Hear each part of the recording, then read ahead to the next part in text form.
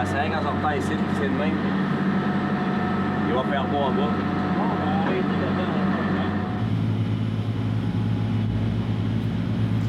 Joël Berthelot, capitaine propriétaire au Mardier.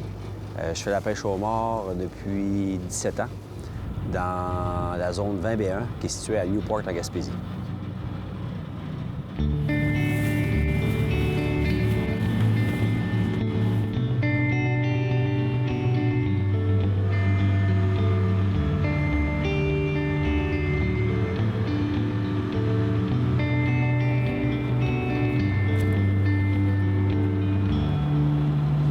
C'est le plus beau métier du monde. Ça, on peut dire ça. Parce que moi, j'ai eu plusieurs professions, puis on fait le pêcheur. La saison a ouvert le 29 d'avril, va se terminer le 5 de juillet. Dans le fond, une fois la date d'ouverture décidée, c'est 68 jours consécutifs de pêche. Beau temps, mauvais temps. On fait pas de miracle à matin, hein, que la météo d'hier. Ça risque d'être moins bon un peu matin, hein? La ressource homard en Gaspésie est en pleine ascension. Si on prend la dernière décennie, on est parti de conditions très difficiles au milieu et à la fin des années 2000. Des prises très modestes, des prix aussi qui étaient très modestes. Et on en est arrivé à des records successifs au cours des 4 dernières années. C'est-à-dire de 2014 à 2017 inclusivement, on a battu systématiquement le record de l'année précédente. Les prix ont également augmenté. Parce que le contexte économique nord-américain est assez favorable, puis aussi parce qu'au fil des ans, il y a une demande accrue de la Chine qui a un effet sur les conditions de marché en Amérique du Nord. Ouais? Ah ouais, là, ça y est. J'ai un bon feeling, moi. Moi, quand j'étais jeune, mon grand-père était pêcheur, puis mes oncles étaient pêcheurs. Fait que, veut pas, par la bande, quand t'es jeune, tu veux essayer sur d'affaires. Fait que j'allais à la pêche avec mon grand-père, j'allais à la pêche avec mes oncles. Puis tu vois, ça doit avoir allumé une flamme à quelque part en dedans, parce que ça fait 17 ans que je suis rendu pêcheur au mort.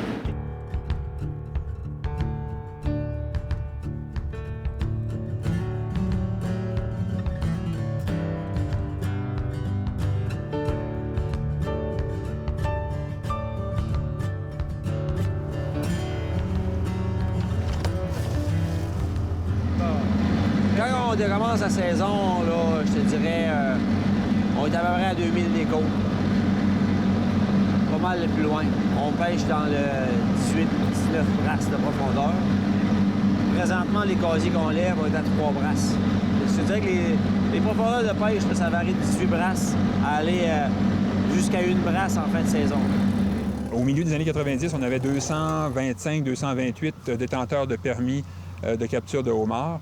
Il y en a maintenant en équivalence à peu près 170 si on compte les pêcheurs qui ont double permis. Donc, c'est une réduction de 30-35 % du nombre de pêcheurs. On a réduit également le nombre de jours. Toutes les gens ont misé beaucoup sur le redressement et la stabilité. Et c'est ça qu'on n'avait pas antécédemment, puisque la pression de pêche était beaucoup trop forte pour avoir une stabilité. Alors, qu'est-ce qu'on a fait pour stabiliser toute cette industrie-là? C'est qu'on a réduit le nombre de participants. Il fallait admettre qu'on était beaucoup trop nombreux. On a acheté 48 permis avec l'aide d'un programme gouvernemental à la fois fédéral et provincial, et la participation des pêcheurs en termes monétaires et de l'organisation. Et après cela, c'est comme si on faisait de la place, puis on a adopté d'autres mesures qui touchaient directement les pêcheurs. Et finalement, ça a fait que le stock s'est stabilisé et il s'est mis à augmenter.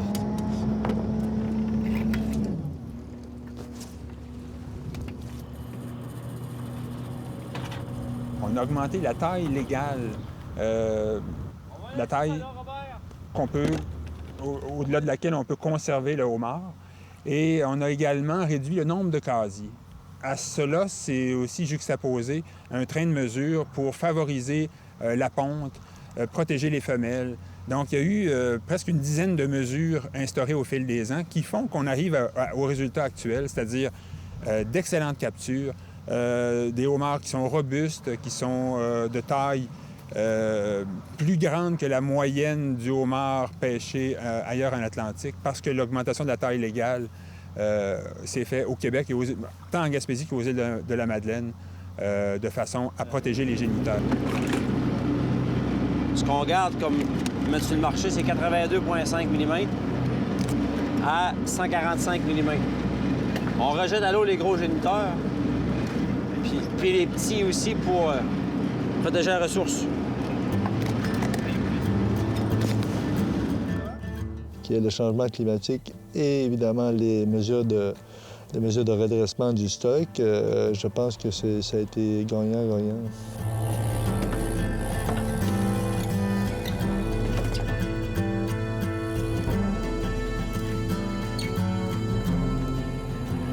On voit qu'il y a beaucoup de petits homards, fait que c'est bon pour... on sait que la ressource est là pour les années futures.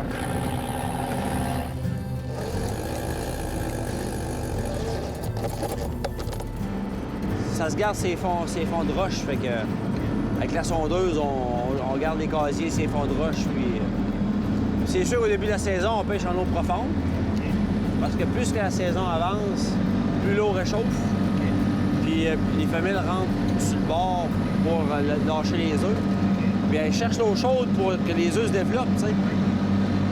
Fait que c'est un pattern, tu sais, que tout le monde suit, ça rentre, plus l'eau réchauffe, plus qu'ils rentrent sur le bord.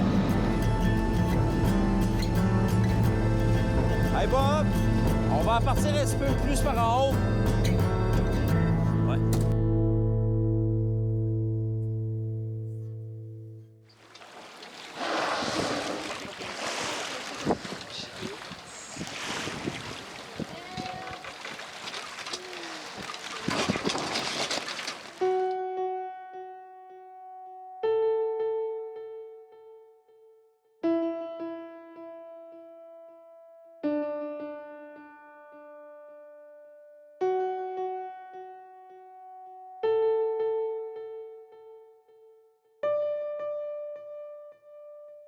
On peut parler d'un impact économique seulement pour les pêcheurs de certainement une dizaine de millions de dollars. C'est des lois mises en place par le ministère. On ne peut pas faire grand-chose avec ça. On sait que c'est pour protéger la baleine noire, qui est une espèce en voie d'extinction. Puis on sait qu'il y a beaucoup de pression qui est mise par les Américains là-dessus, à cause que on sait que le crabe des neiges puis certains homards est beaucoup vendu aux États-Unis. Puis eux, bien, ils protègent beaucoup ce mammifère marin-là. Fait que c'est tout ça mis ensemble qui fait que cette année, ils ont mis des zones fermées pour la protéger.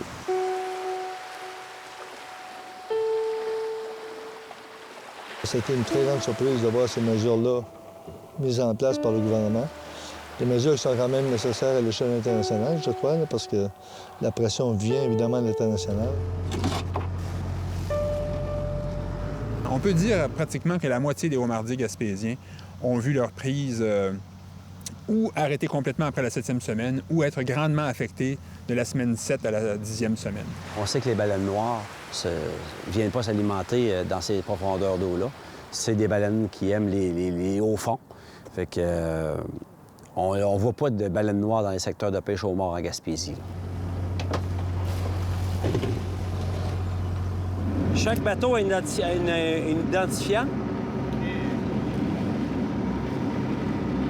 Il faut identifier le homard de Gaspésie, qui est jumelé à un site web qui est monhomard.ca. On voit que chaque médaillon a son numéro de code. Le numéro de code qui est relié au nom du pêcheur, du bateau.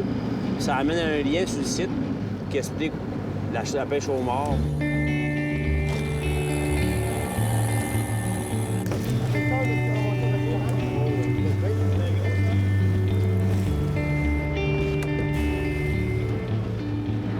Moi, ce que j'aime, c'est l'effet surprise à chaque matin de lever des casiers. Voir comment que ça a été. Voir si t'as mis ça aux bonnes places. C'est un challenge. Puis aussi, c'est un beau métier. C'est une belle pêche. Pêche propre. Parce que c'est une pêche propre. Puis, je te dirais que c'est sûr, quand il fait pas beau, c'est moins drôle, là. Mais en général, il faut aimer la mer. À la base, si t'as pas de pied marin, c'est sûr que ça fait pas un beau métier en bas de la page.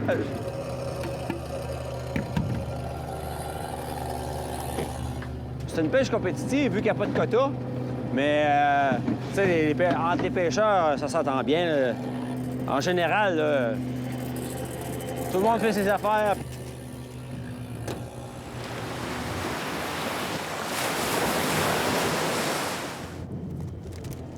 Une belle grosse maman.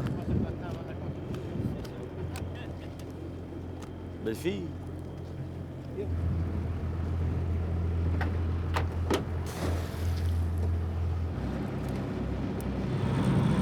Ouais, Joël, c'est quoi tes préférés? T'en manges-tu encore? Ah oui, moi, mes préférés, c'est une livre et demie, une livre trois quarts. C'est mon 16 que j'aime bien manger. Pourquoi ils sont meilleurs? Ben, moi, je trouve qu'ils sont planchères, puis c'est un beau... C'est une grosseur qui se travaille bien. Les pinces sont facilement cassables. Quand t'arrives des gros morts, c'est dur à casser, plus. Mais il y a des fanatiques de ça.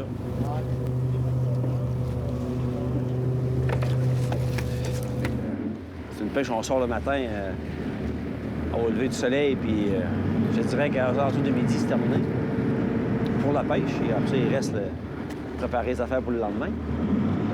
Mais c'est un beau métier. Chaque métier a ses bons côtés et ses mauvais côtés.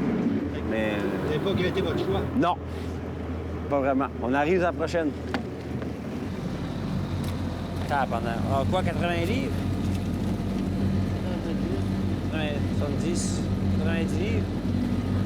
Bon, on m'avait fait mon rapport. Là, on m'avait fait mon rapport au journal de bord électronique. Bon, ben là, on a fini de terminer la pêche. Fait que là, je dois faire mon journal de bord électronique. Fait que je suis en train d'ouvrir mon application sur mon cellulaire. Ça se fait sur le cellulaire, sur une tablette ou sur un ordinateur. Fait que le cellulaire, c'est vraiment d'adon, tu sais. Fait que dans le fond, je dois rentrer l'heure de départ du quai ce matin. Ça, c'est déjà entré parce qu'électroniquement, ça a rentré. Là, je mets comment de prix d'appât qu'on a pris. Macro, hareng. Après ça, je rentre ma pesée. Puis j'envoie ça au MPO. Puis après ça, on s'en va à quai. GBS, c'est un journal de bord électronique conçu par les pêcheurs, pour les pêcheurs, qui sert à envoyer les données de capture quotidiennement, pêcheur par pêcheur, au ministère par Internet.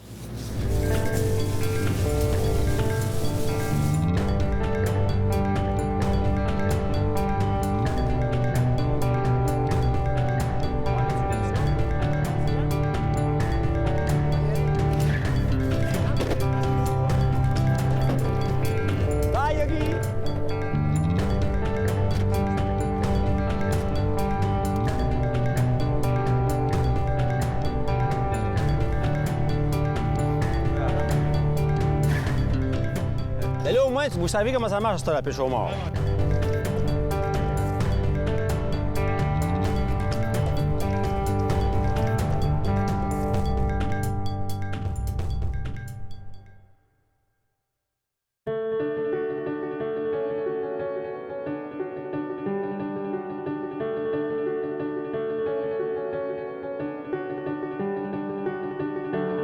Au niveau de la transformation du homard, on en compte 4 principalement. À Sainte-Thérèse de Gaspé, il y en a 2. Gagnon et Fils, qui est spécialisé dans la transformation du crabe des neiges, est un des pionniers dans l'industrie de la transformation du homard en Gaspésie.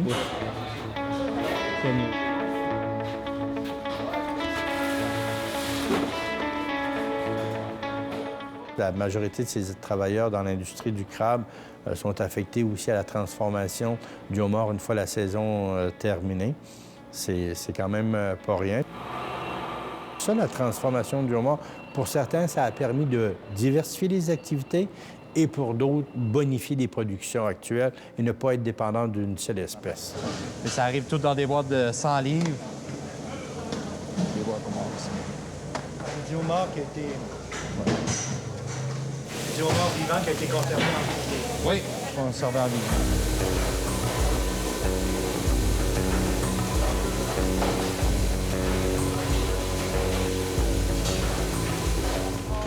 La première étape, c'est d'enlever la pince. Après ça, une fois que la pince est enlevée, il enlève la carapace sur le corps. Après ça, il coupe la queue entre le corps. Il y a une place précise pour couper la queue, pour retirer la queue au complet, que la chair se retire tout au complet.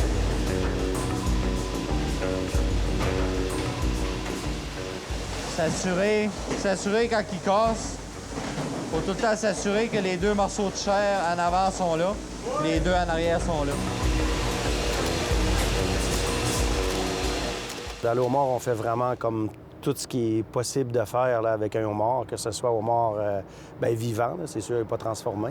Mais sinon, en transformation, on peut faire le homard cuit en filet, blanchi en filet ou sans filet, l'entier, cru. Sinon, on fait l'extraction de la chair, des queues d'homard, l'extraction. On fait aussi ce qu'on appelle des boulettes qui est destiné au casino là, aux États-Unis. Un homard qui est séparé en deux, avec ou sans pince. Ça fait qu'on fait à peu près n'importe quoi qui est possible de faire avec un homard.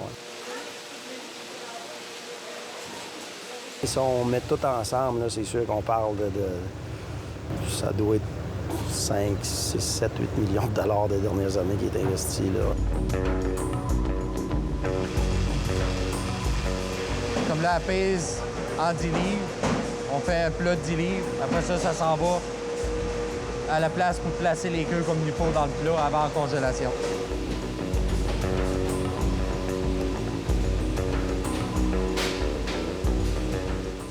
Nous, en période de pointe, on est tout près de 500 employés directement à l'usine reliée.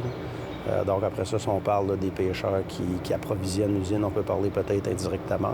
C'est quand même assez direct, mais d'un autre 500 pêcheurs sur les bateaux. Puis après ça, c'est un moteur économique qui est quand même assez important pour la région. Ici, on a un bassin avec l'eau à moins 18, moins 19 degrés, avec 92-93 de sel. Pour pas que l'eau gèle, c'est pour ça que le taux de sel est élevé.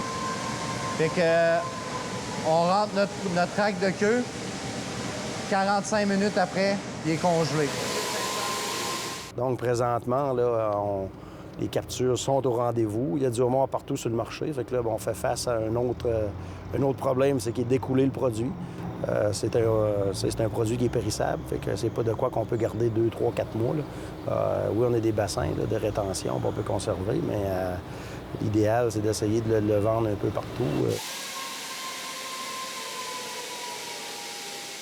Après la congélation, on a 2 bassins. Le premier bassin, c'est un bassin de rinçage.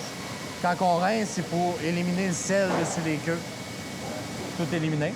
Après ça, le deuxième bassin, c'est le bassin de trempage de glaisage, qui forme une couche de glace sur le produit. Donc, comme on peut voir, il va commencer à en sortir.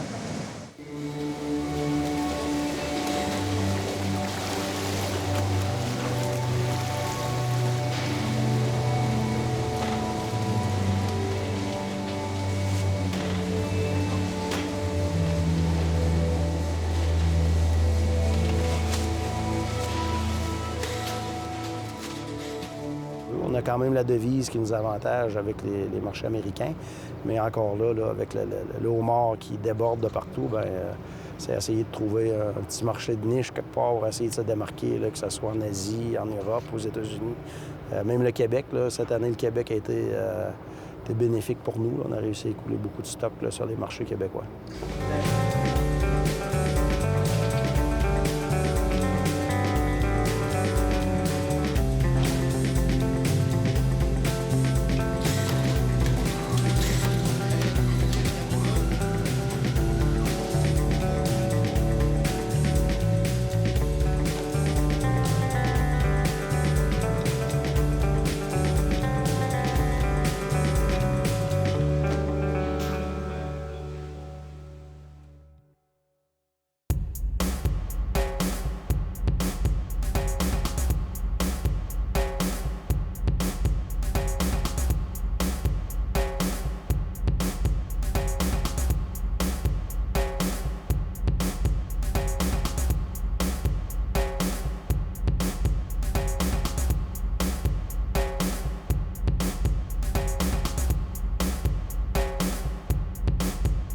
C'est ici que le produit arrive en premier, les pinces les pinces d'homard, parce que nous autres, il est tout décortiqué vivant.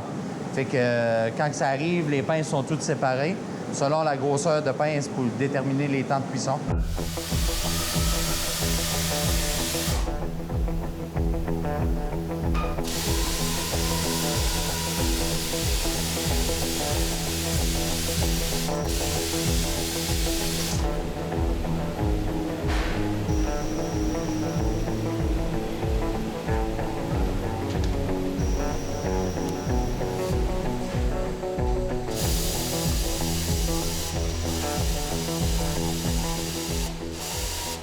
C'est le produit qui a été cuit, qui a été refroidi, là, qui va sortir, va prendre la température pour s'assurer que la température est bonne.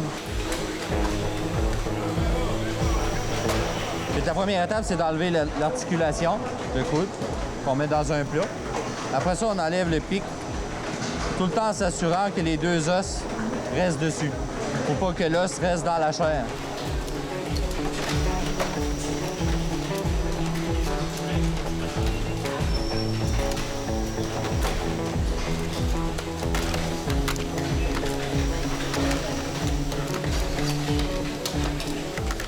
Si on parle d'Asie, ça va être du homard entier, qui est congelé, peu importe qui est cuit ou cru.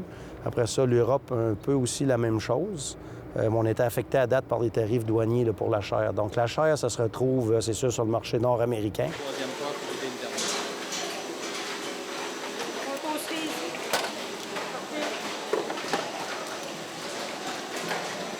Ça, c'est après le décortiquage. Là, le plat de chair s'en va à une première pesée.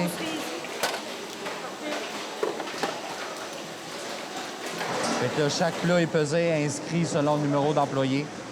Après ça, ça s'en va au nettoyage pour l'emballage.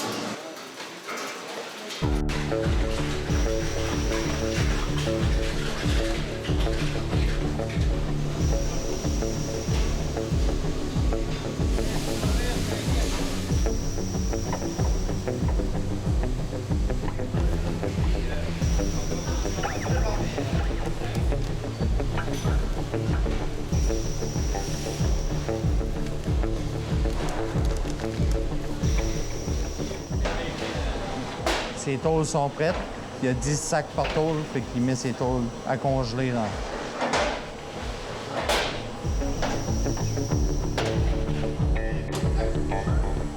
Après congélation, c'est tout identifié avec des lots selon la journée de production. Fait que s'il arrive de quoi, bien, on va sur notre lot de production de notre journée. On peut tout ramener notre produit. On sait où est-ce que notre produit est rendu, où qui a été vendu. On peut suivre notre produit du début à la fin. La grosse part du marché ou des produits qu'on transforme, ça va se retrouver aux États-Unis, soit en forme de chair de homard sous vide ou encore en queue de homard. Ça se trouve dans les chaînes de restaurants comme les Red Lobster et compagnie.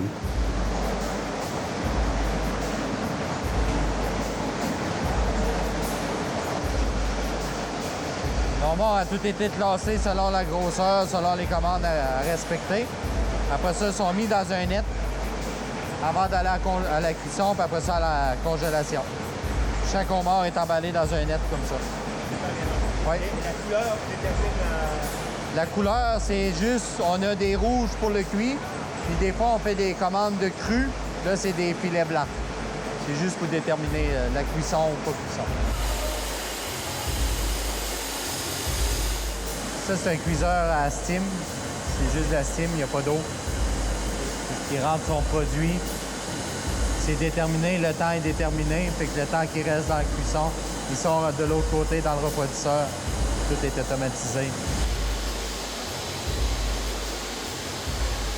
Le homard, là, présentement, on vit là, comme une belle transformation. On est en plein changement technologique. Il y a des nouvelles machines, là, des nouvelles méthodes de cuisson, des nouveaux équipements. Donc, dans le homard, là, on est en pleine période de transformation, de changement. Ouais.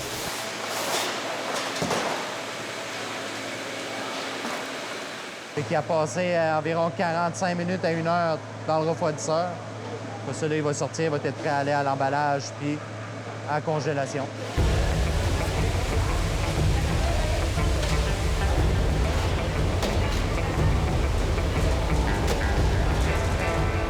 Bien, nous, c'est sûr, c'est toujours... on regarde l'avant, donc on essaie toujours d'avancer, d'acquérir des nouvelles parts de marché. On veut avant tout essayer de contrôler, puis à souhaiter que l'entreprise ait une continuité, si on veut, dans la communauté.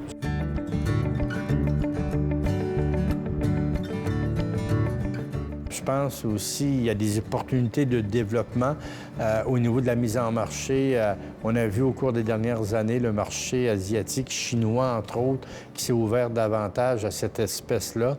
Puis c'est bon parce que ça nous permet de diversifier notre offre, notre mise en marché et de ne pas être dépendant au niveau du homard, au niveau du vivant, par exemple, juste sur le marché québécois ou sur le marché américain. Même chose pour le produit transformé qui était destiné à... Mais là, il y a beaucoup de potentiel en Europe puis sur le marché asiatique pour le homard transformé.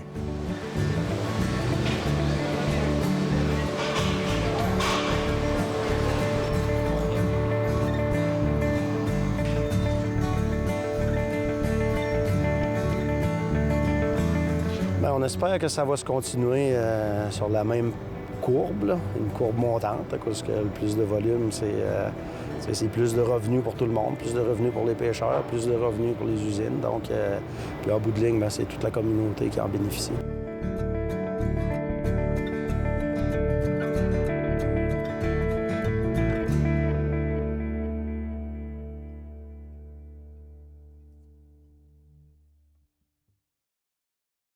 Et aujourd'hui, on va cuisiner le homard, le roi des fruits de mer en Gaspésie.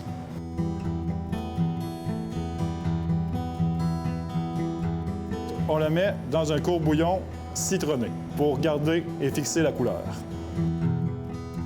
Pendant que mon homard cuit au court-bouillon, on peut toujours préparer l'orgeotto qui va venir en accompagnement avec lui.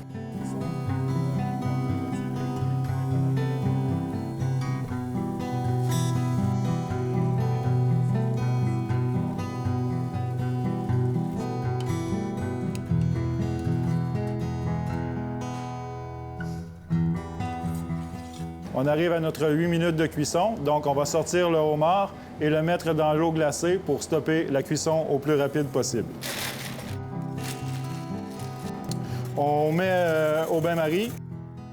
Et la sauce, ce sera un sabayon au basilic.